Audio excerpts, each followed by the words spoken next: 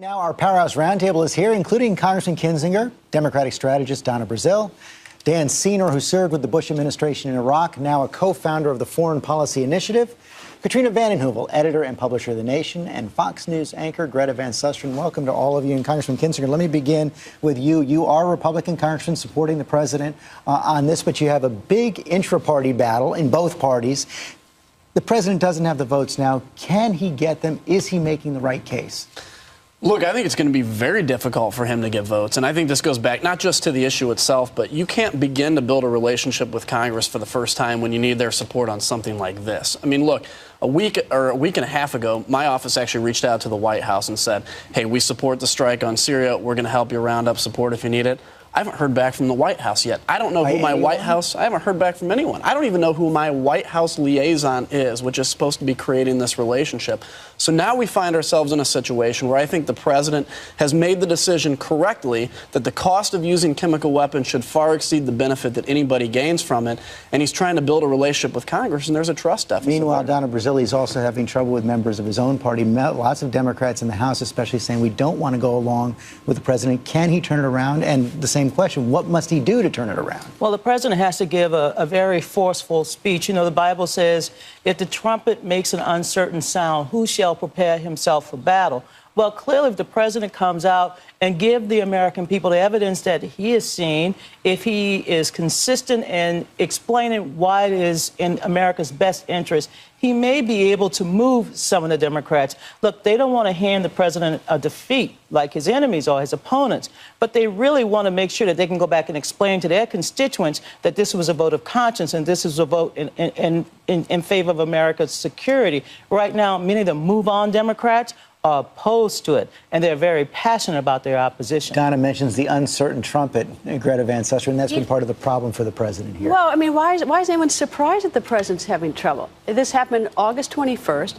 He's been seen on the golf course. The House has not been called back into session. The Senate has not been called back into session. And all these leaders want us to take them very seriously, that this is very important. Where are they? It's not exactly leadership. I'm not surprised that the American people are distressed by this. The example that they're setting, that this is so serious, yet they themselves are showing by their actions are showing it's not particularly serious enough for them to come in and actually work and sell the story to the American people. But Dan Senor, you have seen a lot of Republicans who have supported military action in the past, just taking a pass here, saying there's no way they're going to support the president. There's basically two camps within the Republican world right now, Republican universe. One is sort of the Rand Paul camp, loosely defined, isolationist, doesn't want to be engaged in the world, period, no matter what Obama says, they can't be moved. There's another camp, like you said, the one you cited, which has been supportive of engagement in the world, but they say they don't trust Obama. They don't have confidence in him. They don't think he's competent. And the problem with that argument is it means that they're not going to be able to be for any kind of military force anywhere for the next 3 years. President Obama is our commander-in-chief for the next 3 years. If they're saying they don't have confidence in him to execute, what message does that send to Tehran, where we want to be presenting a credible threat of military force in order to get them to stop the nuclear program? What do you think they're seeing when the Congress's dysfunctionality prevents the president and from Katrina, they are now unlikely allies with a lot of progressives. They are. But, you know, let me just step back for a moment. I think ultimately any resolution of the human catastrophe in Syria, the sectarian civil war, is going to demand a political solution.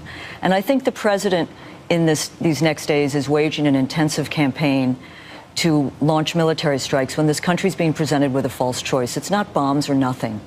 Forceful diplomacy at this stage, in my mind, is more important than force. Don't you need the threat of force behind that? I think you need to deal with the human catastrophe in Syria, not by bombing, but by alleviating the misery of 2 million refugees, by not launching, quote, surgical strikes, which may lead to more civilian casualties, and not emboldening a resistance which may now feel America has come in on its side, and who knows who the rebels are, and it will make it harder to negotiate. But I will say the most important thing is, after America's been at war continuously since 2011. Iraq poisoned the well. Americans are deeply skeptical of military intervention if there is no imminent threat. And the president conceded that he conceded in that the was a press big point. conference in Russia, exactly right. which is a very tricky thing now to persuade a nation when you see Gallup saying that public polling shows support for military action is lowest at any time that they're How do you take them even seriously, though? If members of Congress won't come back, and they're going to tell us this is so important, but they wouldn't come back since August 21st, that this is the most important decision they all tell us they have to make about war. And this is war. Yet they don't come off their 5-week vacation. Well, let's be clear about something on All that. right, you came over here. The president of the United States said, hey, I'm going to have Congress come back on September 9th. I went back this week to have a hearing on this issue. You don't have to wait for him to call you back. Yeah, because he went to the G20 summit. Boehner, so you know, by the way. nothing's going to happen. What is the answer you make to those war-weary Americans? What is the we're all substantive answer war-weary. to Katrina Vance? We're all war-weary. We're tired of war. But this is a moment in time where I think in 10, 20, 30 years, the history books are going to say this was a redefining moment in world history. And what was the United States doing? Did we find ourselves war-weary? Did we find ourselves in a position where we said, you know what, Iraq was terrible, Afghanistan was rough, we're just going to disengage from the world? We tried that in the 20s and 30s, and we saw what came as a result of that. This is a moment where we have to step up. And I think the president is ready to make that case to the American people. He's ready to put the links out there, so to speak, the links that's been missing in terms of why this is important for America's interests. If these chemical weapons get in the hands of the wrong people, Hezbollah, others, this could impact not just the U.S., but it could impact but we're not regional allies. Let me just say, look, we talk about the opposition. We talk about this rebel movement that's fighting. They're going to see one of two things happen in the next few weeks. They're either going to see U.S. missiles taking out Syrian military facilities, or they're not. And they're going to see Assad's regime continue to use chemical weapons. It's binary. What do you think That's one of the Assad's things they're going to see. Hold on. on. So the question is not whether or not we can have this highly parsed, highly nuanced, overly interpreted debate. The question is, it's a binary outcome. There's either going to be U.S. engagement or there's not. And that's the threshold question. This is what I want to step back again for a moment, because I'm not an isolationist.